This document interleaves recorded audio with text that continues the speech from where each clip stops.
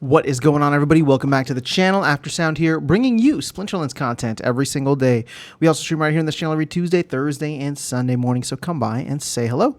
All right, guys, getting into more of these comments. I'm about 6 days behind now, so, with the cadence of what it is, if I can stay like 4 to 6 days behind. I hope that's okay with you guys. I mean, again, I'm going to try and get below that if possible, but it just seems with, because I'm obviously putting out a lot of other content and you guys are leaving a ton of comments. In fact, one of the other videos just had like 50 something comments on it, which is actually awesome.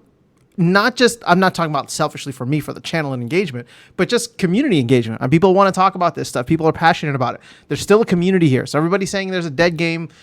I don't know, maybe there is, but the community is not dead. The community is very much alive and trying to figure out where this thing is going to go. So let's go ahead and jump in. Thanks to everybody for leaving comments. We'll start here with Joffrey Jones. This is on the winning jackpot prizes is back. Of course, we know that got nerfed pretty hard just because the bots seem to completely empty out the tank for those prizes, but it is what it is. Joffrey says, yay, 50K glint for mostly potions, not even one card. Really? I find that hard to believe. I mean, you saw what I pulled. If you didn't get a single card for 50K glint, that's rough. I mean, maybe the game hates you. I don't know what else to say, Joffrey. Stick to parallel. We're doing well over there. All right, so Nicola says 200K glint for 20 Gladius packs. Nothing good from them either.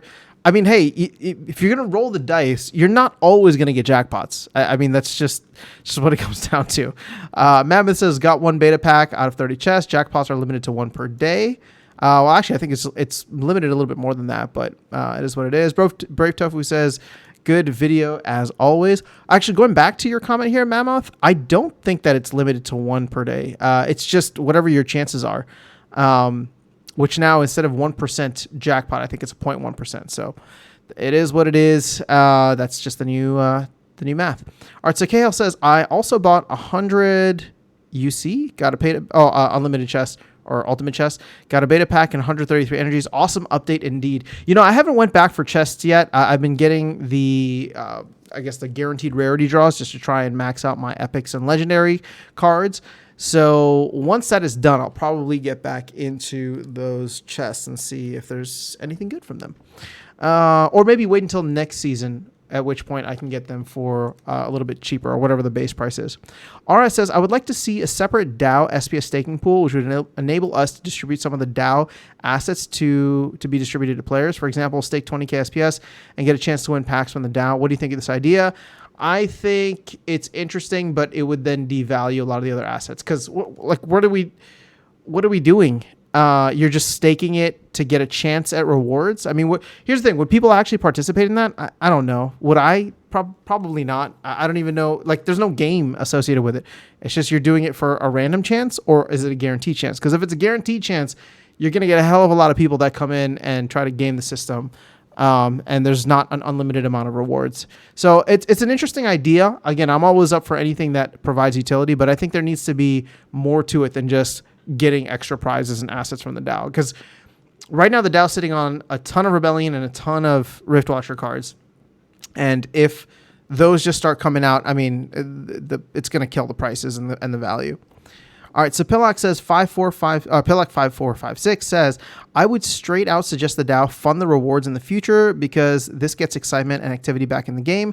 I wouldn't be opposed to that. In fact, I would say there's a ton of Riftwatcher packs in there, and it'd be interesting to include Riftwatcher packs right now just because Riftwatcher is out of print. I wouldn't include Rebellion right now. I would wait until Rebellion is out of print, so this would probably be sometime next year. But I think that we could definitely look at Riftwatchers and anything else that the DAO might hold. Right now, it's the team providing it.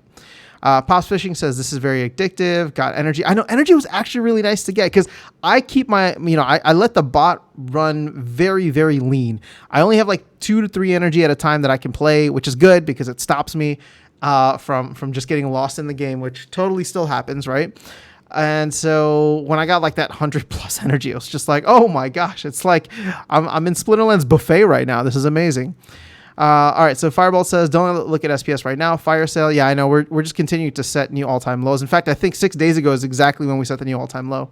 Icy Flows says, 1 legendary, 1 beta pack, 50K merits in my 100. I mean, hey, you know what? That sounds pretty good.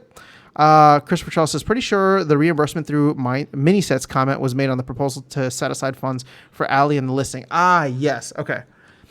Which the clock has run out on. Also, the Dow is getting half of the Rebellion sales, so it's being replenished in a different way. Okay, then I won't think about that one too hard. It is what it is. All right, land not being a priority, says Firebolts. Is that a laughing emoji? Sorry Smurf says no. Sorry Smurf definitely cares about land, but unfortunately I don't know that anybody else does. Well, no, that's a lie. There's a lot of land players out there that are enjoying land, but the team is clearly deprioritized it for the right reasons. Again, I agree with it.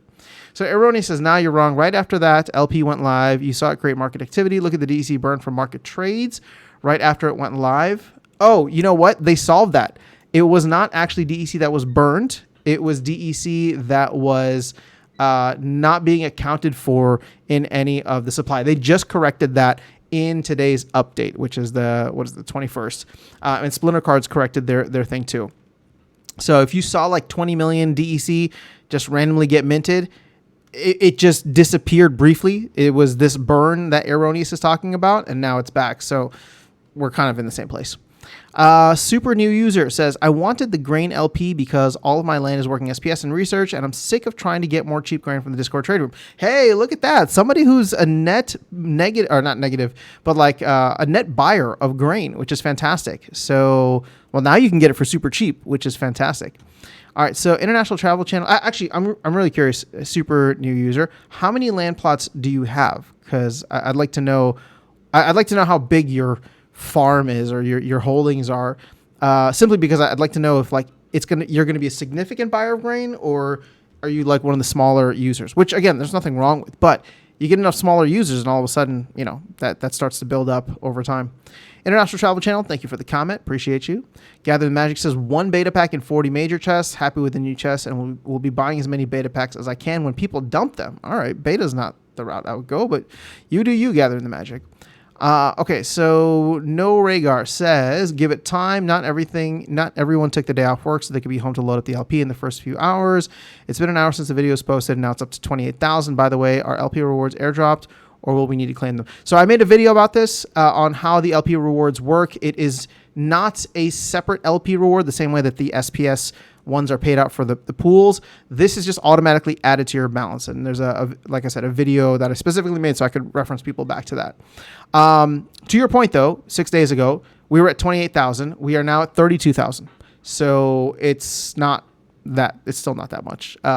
Again, I was hoping for a couple 100,000. That would have been nice. But I know that I know that that's more of like a pie in the sky thing. And, you know, right now there's a surprising amount of activity. I was surprised, and still I'm surprised to see what the daily volume is at. But at the same time, I guess that kind of makes sense with what people are doing.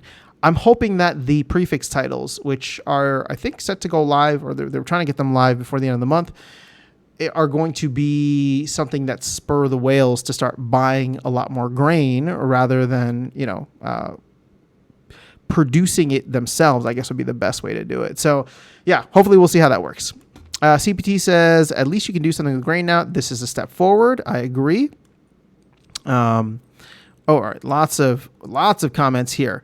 All right. So I'm not going to go through the replies, but I'll see what the original thing is here from Alicios.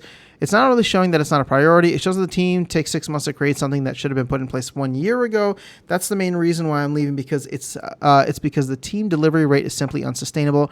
Right now, it's like we've been buying a house 3 years ago, and they took 3 years to deliver you a house frame in 2 years. Gotcha. Okay, so the house would have still been a priority, but the delivery takes so much time that people like me that had a huge investment in land just gave up and will sell whatever we have left. Well, you know, the house is an interesting analogy. It's almost like it's because the house is like, it's too cut and dry as like one item.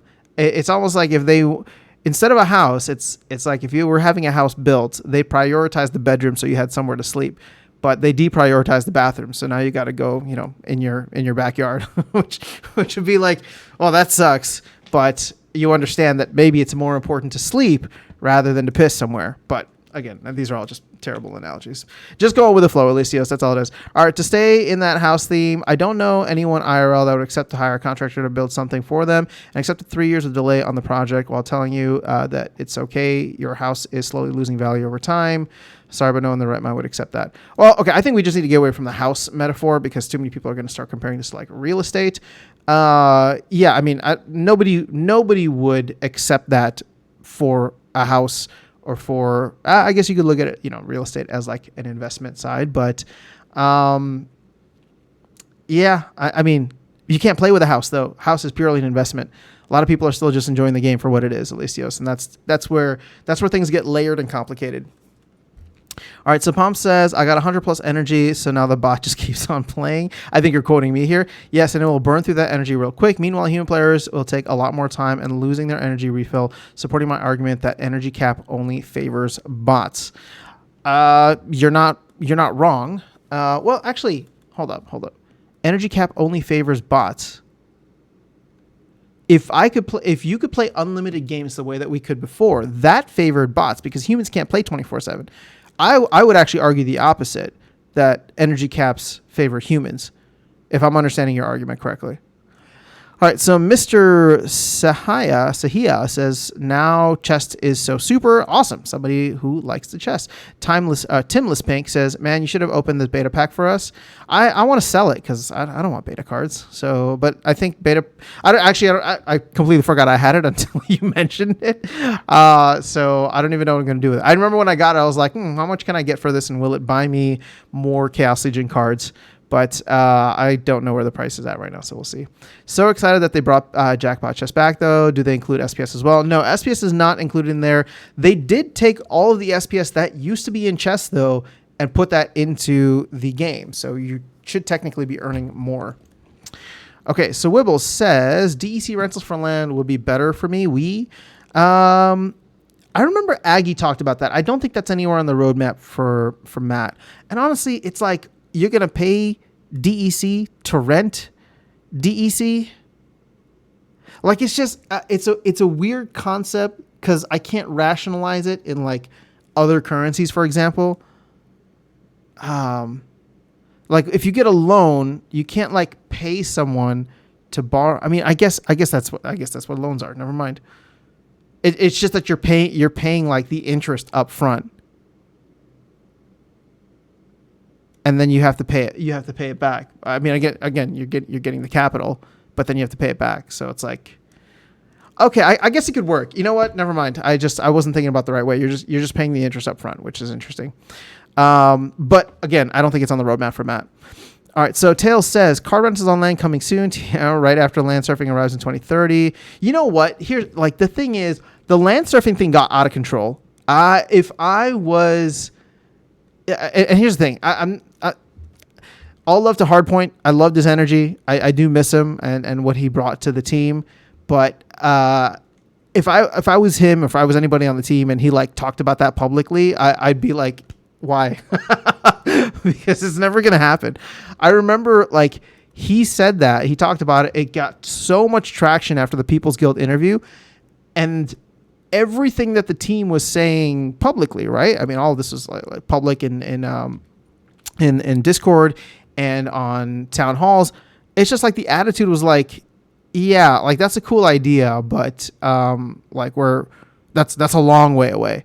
And so obviously then shortly after that, obviously you know Matt took over and we're like, okay, what are the priorities now? Because it's land bare bones, and then they want to get Rebellion out. So I never looked at land surfing as a real thing. I still don't look at it as a real thing. So anybody who's holding out hope for that, I think it's safe to say that it's dead unless we hear something from the team. But my guess is that there's no chance in hell right now. It just isn't smart to bring land online with SPS circling all-time lows daily and no near-term utility or use in-game for land. Land is half-baked implementation similar to GLX that is slowly growing mold and looking more and more unsightly and attractive by the day. Hey, there was just somebody here who was having fun earning like 1,500 GLX per day, which I don't know, is like $1. It's also another reason why your video focus on SPS utility price being the most important thing is correct for land use as well, at least until proper game benefits of land 3.0 are eventually rolled out. Yeah, I mean, Tails, you and I are mostly on the same page about things. I agree with you. I don't know what else to do with land. It's just there, and I would like to see something come from it. Because you're disagreeing with my argument, if I'm understanding this correctly. So you're disagreeing with my argument, and now I'm saying that I agree with you. I'm agreeing with you in the sense that like you're coming from this probably from a more rational place than I am. I'm just looking at this and saying like, what can we do to keep people A, excited about land, and B, using up resources in the ecosystem that won't require a ton of time from the team. And again, I don't know what the technical requirements would be for the card rental thing, but it's like, I can imagine that would be significantly less than Land 2.0 and Land 3.0, right? That stuff is very far out. So I'm trying to think of like, what are these intermediate steps that the team could be taking in order to get people excited? Like, I'd love to see resources get thrown out there, right? I'd love to, but then all of a sudden we're going to end up with excess resources all over the place. I would love to see that infinite card staking come out, but then it's like whatever that infinite card staking is going to do, if that's going to, create more resources, excess resources, then it's like, well, then we have to find a place for those resources. And all of a sudden it just becomes more and more tokens that the team has to defend, which, the track record is just not great for, at least not during the bear market. All right, so Vlogging says, when land released, it felt like too expensive hobby for me, but now that it's all going zero, it'd be more affordable to jump in. Which lands would you recommend for someone who knows nothing about the aspect of the game? How many lands would a beginner need? Dude, I don't know. And I mean, it's crazy to me that you're saying that this stuff is going to zero and you want to jump in, because yes, land is significantly cheaper now. So I guess if you're a long-term believer, which it sounds like you are, even though you're saying it's going to zero, then yeah, now would probably be an interesting time to get in. Not the best time, because I always get burned whenever I say that, but I don't, here's all I'm going to say about land based on what Matt has been saying for the longest time. If you're going to buy a bunch of plots, make sure they're all in the same region, try to be a specialist. So try to get all land of the same type, ideally, would be the best way to go about it. And that way you can kind of own your niche and then just trade with whatever, trade for whatever else that you need. But that would probably be the best way, mainly because I think that there's going to be a lot of like process improvement and refinement and things like that. If you looked at that flow chart that he put out a while back for the Land 2.0 white paper. So, sure, you can go all raw materials of 5 different things if you wanted to, but you might come out better just being a specialist. And Matt's designing it. I would trust what he says about it. All right, so Brian Wu says, card rentals for land is more like supply side improvement, but the land problem is a demand problem. When Land 2.0, yeah, it's 2026. I no longer treat the overprinting of CL reward cards as a problem. The market price of them all fell into the burn value zone anyway. Yeah, it is interesting to see that. You can always buy 8 Oshanas for a Rebellion pack, but just bear in mind that there are 800 million to 1 billion hidden DEC supply from these cards. Good point. Well, I think that those cards will eventually have to end up on land. Now, that being said, actually, I still think that they're all going to end up on land. So I don't think that they're going to be burned for DEC. Maybe they will, maybe a significant amount of them. But when you think about what cards are available for land, it's just chaos, the rewards and the chaos set. Mainly the rewards, right? Because nobody in their right mind is going to put Rebellion on land. And if we stay on this path of where Rebellion is at, where we've sold less than 1 million packs, less than 900,000 packs as of today, May 21st, 2024. If we continue going this route, at least for the next modern, right, which the next modern format rotation, which will probably go until the end of 2026, right? 18-month cycles. Yeah. So we would get the rotation of Rebellion out of modern at the end of 2026, early 2027.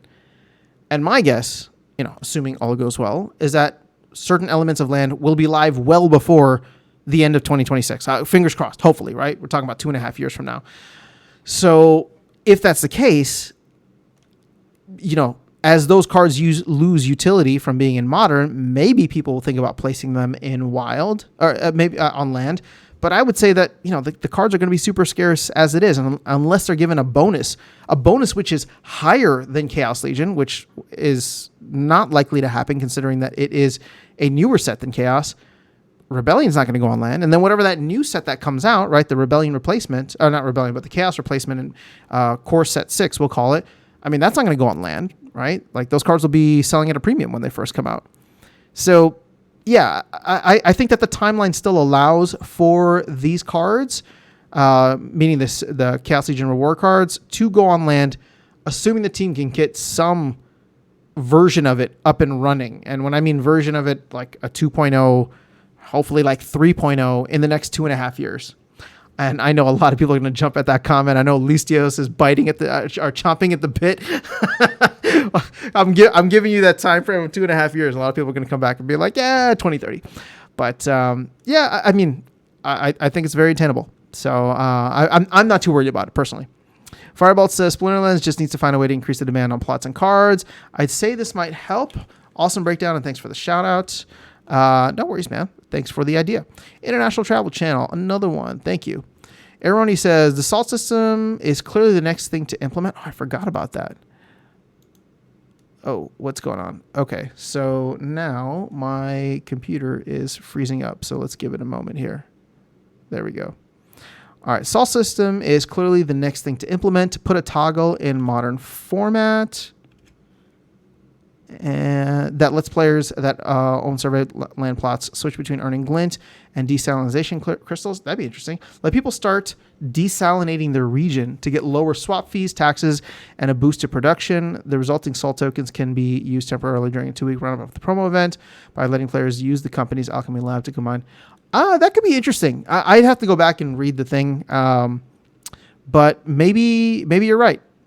Lower fees, lower taxes. I think a lot of people would work towards that. So, yeah, that makes sense. All right. Matthew says $42 million at the moment. Oh, yeah, those numbers were not anywhere near correct. I don't know why they were so high, but the US dollar calculations were so wrong. So it's $32,000 as of today. It's not 42 million. It never was 42 million. So I hope you didn't ape into the.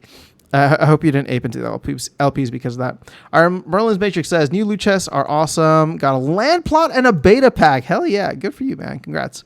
Liberty Guy says you being able to purchase 100 ultimate chests was a bug. They just fixed it so you can. I know. I got in right at the last minute, or I'm glad that I decided to buy that day. I got 1 land plot token and 30 chests. Nice, Powis. Man, a lot of people got land. I'm a little jealous. Powis says, what's your thoughts on nerfing ultimate chests from 100 to 10? Feels like here's something amazing people are enjoying, but nerf. I think it had to be done. I mean, we ripped through 90% of the prizes in there, and a lot of that sadly went to bot farms. That bot farmer, I believe, sent back a lot. So, for all the people out there being like, bot farm's evil, don't judge a book by its cover. So that's all I got to say. All right, Stever says, I think a better idea. Oh, sorry. I don't know if I answered your question, Powis. It had to be done. I think it had to be done. I'm fine with it. The team had to run the numbers, and they felt that these were more comfortable. So it is what it is. Stever says, I think a better idea of these would be burn a max level card to get 1% bonus on land with max of 5% or maybe 10%. Watch me delete 700 cards from that supply. Well, that's a lot, but also not a lot. But my 80 lands not working won't start till Soulbound can go on them or Chaos is moved out of Modern. I got cards just not worth it to turn them on right now. This is interesting. This is really interesting. Well, okay, I like the idea of being able to burn a max level card to get percent bonuses, permanent bonuses on land, because that would be utility that long-term holders would definitely want to take advantage of. I don't know how easy it would be to build the mechanism in there, but I think it'd be cool. But the fact that you are focused on using those soulbound cards, it almost feels like I know I'm going to get a lot of flack for saying this, but even though I don't even remember if I voted for or against it, whatever it was, but I don't think we should be able to use soulbound cards on land. It just doesn't make sense. It's going to take up so much demand away from the NFT cards out there. And here's the thing. I'm saying that with the complete intention that some of the gold foil legendaries, gold foil epic cards that I have gotten on my land, on my soulbound set, I am planning to use for land because it's significantly cheaper. But you know what that's doing? It's stopping me, a small fish, right? I only have 3 land plots, And it's stopping Steve, who has way more land than me. It's giving us the same incentive, right? So we're just not going to be market participants. Now, granted, we'll burn some DEC to unlock our soulbound cards, but I would say that it should be like a full unlock. There shouldn't be like a land only unlock. And if I could go back, I would probably suggest that, at least considering where we're at now. Rubinsky says, I added to the pool. Finally, I can swap some grain for DEC. Just bought some gold cards I always wanted. Nice. I sold, I don't know, I think I had like 1 million grain or something like that I collected over time. And I sold it for like 20, 30,000 DEC, and I went and bought some cards. So I feel like it went to good use. I'm slowly leveling up my deck, all with earnings from in-game. So wherever I can do. In fact, I just rented out some of my SPS today because I was just like, I think I've hit the marginal return, right? So I was like, my estimated Glint winnings were like 800 per win. And then I gave out like a third of my SPS, which is a significant amount, right? And then it went down to like 700 something. And I was like, oh, okay. I don't feel so bad. Now, if I do more from there, obviously things will go down even further. But I was able to get a couple thousand DEC, went and bought some of those common cards. And yeah, we're slowly and steadily making our way to a max Chaos Legion deck. In fact, I have no intention of maxing the entire thing, but there are definitely certain cards that I use all the time.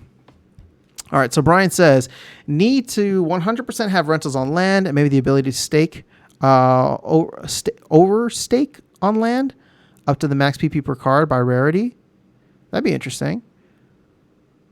Okay. And by sets of older cards and people who spend a lot of money to get cards that are, say, 15 to 40k PP per card, don't all of a sudden have people be able to get... All right, hold on. We need some punctuation here.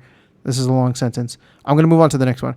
Or maybe make it so you need to pay extra DEC for each production over that specific card's max production per slot, and have it able to be unlocked if it's removed. That'd be interesting. Also, could have a burning event where people can compete for prizes when they win battles in a large tournament, but when they lose, they have to burn the cards they lost with, which is the cost of the tournament, and have SPS or Glint. Skins, people want those, I guess. Special titles. Maybe they exceed 50%. You know what? This would be such an interesting idea, actually. It'd be so fascinating to like go in with, like, have a tournament where if you lose a battle, then you have to like burn all the cards from that battle. So a lot of people would just go and buy a bunch of cards off the market. I mean, the thing is, even if you were to do, it would be too expensive because like people would have to spend like, I don't know, $10, $20 just to get decent cards to try and win this tournament. And then the prize has to be something so significant. But I like the ideas, Brian. Let's see what else you got here. Or could have a card event where items are priced in CP or PP from cards, and people can use them like DEC or credits, turn them into Dow. Could also use them to defend your plots. Lots of great ideas here. I would love to have an attack mode with land. That would be, or attack and defend mode. That'd be fun. Brian says, definitely card rentals for land. Oh, there's another wall of text here, but we'll do our best to get through it. Also need to give some additional utility value to Rooney. I'm all about that. Like if you have Rooney, it can be used in battle as well as on land and allow them to be stacked up to say 3 for 300% boost instead of 100%. Or if you combine 5, you get the same PP as a gold foil Rooney. Definitely should do airdrops of one of every promo card per Rooney. Man, I would love that. I mean, when they sold Rooney, they really made it sound like it was going to be the access pass, which kind of pissed me off because I was like, oh, vouchers were supposed to be the access pass. And that pissed me off because it was supposed to be like SPS was supposed to be the access pass. And it's just like, what's next? All right, so our financial could be for battles. Also have a Rooney only club where people with Rooney only have access to. I think that they should definitely do that. People talked about that for a while, but that's just a matter of setting it up on Discord. Or maybe one Rooney equals the equivalent of a max multiplier on an account. I have 6 and would definitely like to see additional benefits, like even basic income per Rooney. Take it out of ranked rewards and give X per day per Rooney as basic income. I don't know if I'm about that. That they'll just be printing money for Rooney at that point, which might drive the value of Rooney up, but I don't think that's going to be good for the ecosystem overall. Make Modern and Wild equal again, as bots honestly kept demand up. So you want bots to come back in Modern is my guess. Which, to that point, I mean, yeah. I mean, the rental market was fantastic when bots were allowed everywhere. Logan says, land is not that important to me, and I don't understand its value in a TCG. Do other card games have land? Seems a money sink to me. No, part of the reason is because other TCGs don't have land, which kind of makes it the novelty here. But it's just an idea right now because the execution is not there, right? What they have is a half step, which is, even Matt admits is not what's exciting about land. So you have to believe in the idea. If you're basing it off of what you see in front of you now, you're not going to get very excited. Cedric says still 260% APR on the pool. I think I did the math wrong on that. I think it was significantly less. Well, actually, I just did the math today, and it was like only in the 20-30% range. International Travel Channel. Thank you. Or Cannel. Appreciate that. I didn't realize your name had only Cannel at the end. All right, so Alamin Bro says, hello, sir. Do you need attractive YouTube thumbnail designer and YouTube video SEO expert? Hey, I'll help if it'll help the SPS price get involved. If you've seen my thumbnails, they are as boring as they get. It's literally the same one for every video with different text. So, if you can make them awesome, I'll be honest. I'm probably not going to. And also, I don't want to have thumbnails with me making some dumb face like this, right? So, I think we'll keep them boring for now. But thank you, Alamin, bro. All right. So Joffrey Jones says, I got a holographic legendary in parallel. Oh, congrats. That's awesome, man. I need to jump back in. I'm afraid with all the changes that they made and the nerf that they did to my team, my Paragon, Lemmy. I'm afraid to jump back in now. KQ Forever says, could you imagine the potential we'd have if people would just stop being so skittish on this project all the time and just play the game? True. There's a lot of salt, but if people just played, it is what it is. And I'm going to mention this here, which is going to come off as not salty, but just an interesting observation. So for people who are not familiar with Parallel just went through a new expansion that just came out, Planetfall, which I admittedly have not even jumped into yet, but I've been reading a lot of the commentary on Twitter recently, and there's a lot of people who are not happy with the nerfs. There's a lot of people who think that there's only one meta or one or two main meta, and if you have these cards, then you're going to be at the top of the game, and the game has actually become boring because of that. So there's a lot of negative comments about Parallel very recently, which again, I think is interesting. It's healthy, right? It's not like I'm cheering for a game to lose, nor do I want to celebrate the pain there because it is what it is. But it just shows that this is part of every community. Now, the odd thing is Prime just pumped 30-40% or something like that over this past Bitcoin pump where we went up to 71K. So, it is possible, even when the community is so pissed at the game, that the token price still rises. And sadly, we don't have that in Splinterlands, and I would like to see that. But, it is what it is. This is the reality. All right, so Pomp says, the team needs revenue. Well, why is revenue going to third-party bot providers when the team could just make easy one-click bot in-game and get that revenue? If they're trying to do one-click rentals for NPE, they could just be doing one-click bot for NPE in Wild. I don't think they want to be earning SPS. And I think that would rub a lot of people the wrong way if the team was actively earning as part of something that's on their balance sheet. I think it makes more sense for them to partner with someone and find other ways to generate revenue. I think a lot of people would not like that. All right, let's just do a couple more because now we're going to get to 4 days behind. So Nice says, hey, buddy, my nickname is not Nice. Oops. All right, so, but how am I going to pronounce that? Which means unvaccinated masses. All right, interesting username. The phonetic transcription would be, give it a try. I know you can do it. Okay, I'm going to try this. All right, don't clip me because I'm just trying to say somebody's name here. I don't know if this is a political statement or something, but I'm just trying to say somebody's name to be appreciative of the fact that they're leaving comments regularly. So, Nieshchepiona Tushcha. Nieshchepiona Tusha. All right, that's it. You get 2.